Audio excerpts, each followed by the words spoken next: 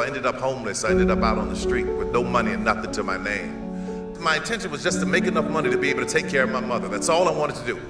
That was my goal. I had written my first play. It was called I Know I've Been Changed.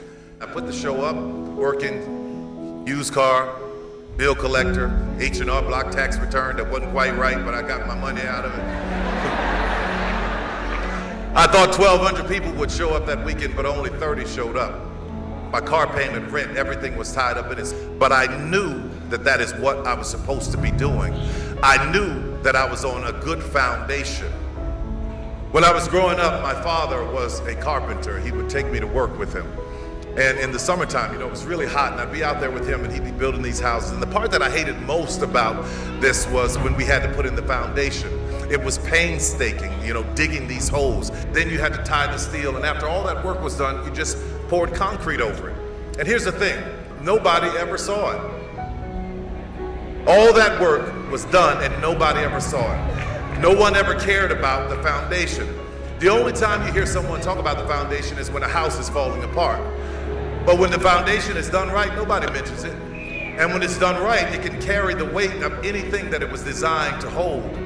What you were building had to be strong enough to support the weight of whatever you could dream. And if you're like me, you are a huge dreamer. You had to have a foundation that is big enough and strong enough and bold enough to hold all of your dreams and handle them coming true. I need to warn you, it takes a while to build a dream.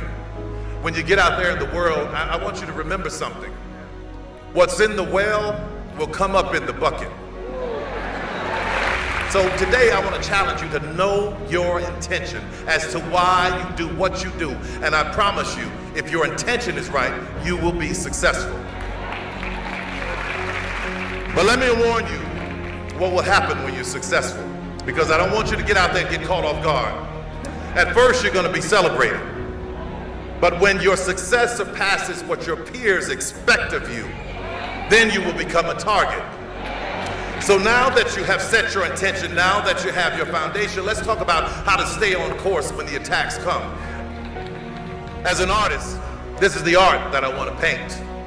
Just as I will never do it, don't you ever change one brushstroke on your canvas because somebody doesn't like what you paint. You have the foundation. Know your intention. Know that it's not going to be easy, but just keep yourself on track. Know the value of what is already down in your well.